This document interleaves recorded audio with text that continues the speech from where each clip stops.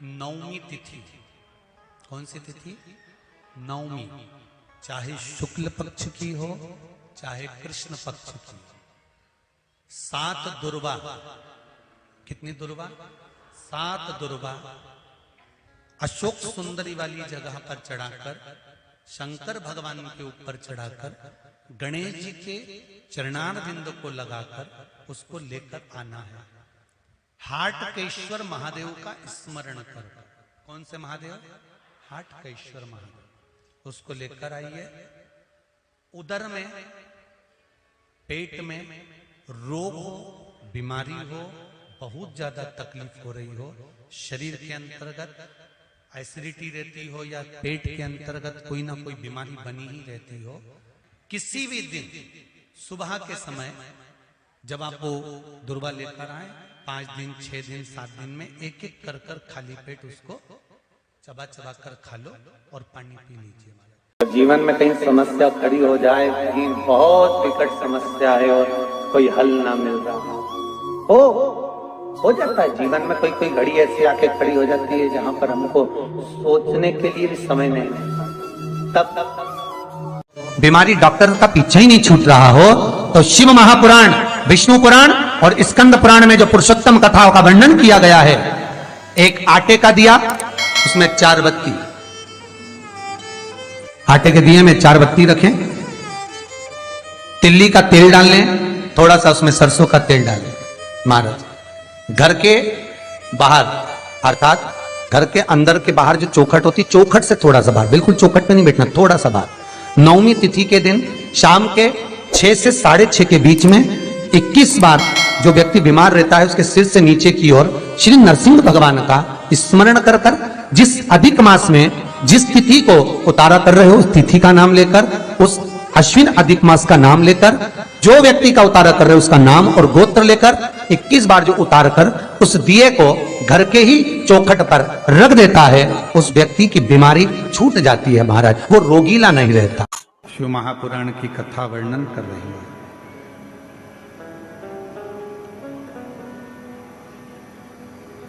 ब्रह्म में ना पढ़कर भगवान शिव के प्रति अपने मन को केंद्रित करो। एक बार भगवान श्री गणेश जी महाराज और भगवान श्री षडानंद कार्तिकेय जी, भगवान देवादिदेव महादेव मां जगतजननी के साथ विराजमान है और वहां आ जाते हैं।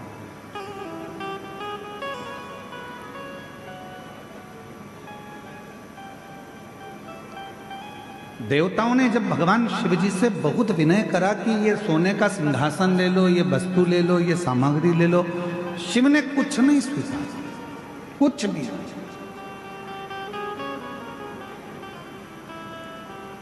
तब भगवान देवादिदेव महादेव ने केवल देवता जब देने के लिए आए तो उनसे एक फल स्वीकार किया।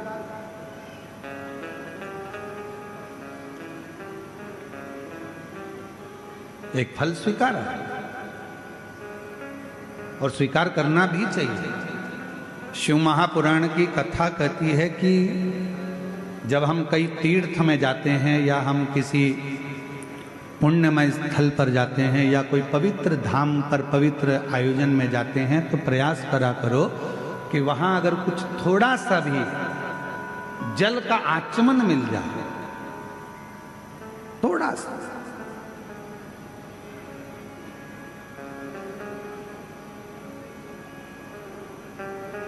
अच्छा, आप लोगों में से कितने लोग हैं जो मंदिर जाते हैं भगवान के? हाथ उठाओ जरा। जाते हो मंदिर? शिव जी के मंदिर जाते हो तो खुद जल चढ़ाकर उस जल को आचमन करते हो।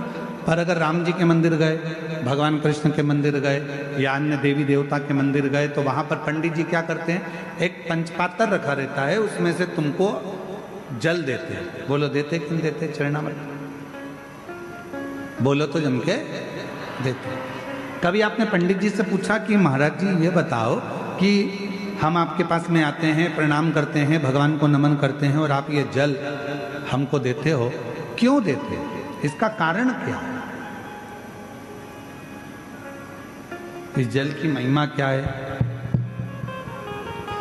इस जल का अच्छा कारण क्या है? पंडित जी से पूछो।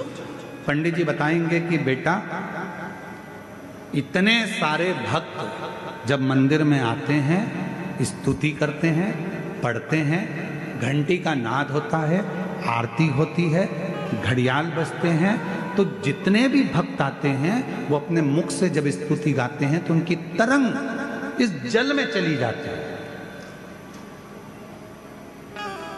और वो जल जब हमारे भीतर जाता है, आचमन हम करते हैं, तो हमारे भीतर के जितने भी दुख हैं, हमारे भीतर के जितने भी तकलीफें हैं, हमारे भीतर के जितने भी रोग हैं, कष्ट हैं, हमारी कहीं अकाल मृत्यु का भी योग बनता है तो वो आचमन करने से हमारा अकाल मौत भी टल जाता है।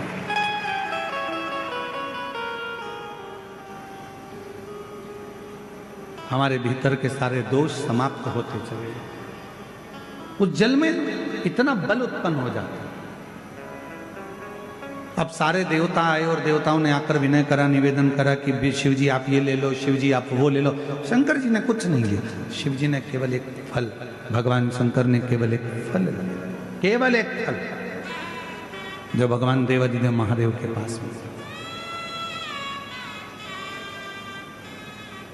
थोड़ी देर बाद भगवान श्री गणेश जी महाराज आ गए। गणेश जी ने उस फल को देखा, विनय करा पिताजी से कि ये फल आप मुझे दे दो। पिताजी ने नहीं दिया। थोड़ी देर बाद में षडानंद कार्तिकेय जी आ गए। कार्तिकेय जी ने आकर कहा कि ये फल आप मुझे दे दो। कार्तिकेय जी को भी भगवान ने फल नहीं दिया, फल प्रदान नहीं किया। माँ जगत जननी अम्बा जगदम्बा ने कहा कि तुम्हारे दोनों पुत्र फल मांग रहे हैं और आप नहीं दे रहे। शिवजी कहने लगे ये वो फल है जिसको मैं आधा नहीं कर सकता।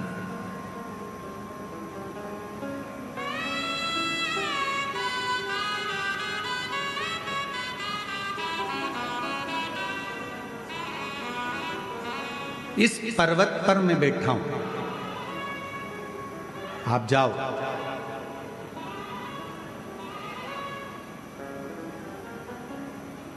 जो पृथ्वी की परिक्रमा कर कर पहले आएगा, ये फल उसको दे दिया गया।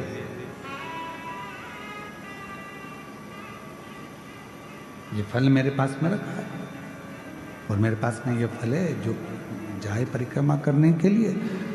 जो पृथ्वी की परिक्रमा कर कर प्रथम आएगा वो फल को प्राप्त कर लेगा, ले लेगा। भगवान श्री गणेश जी महाराज बैठ गए अपने चूहे पर, मूसक पर।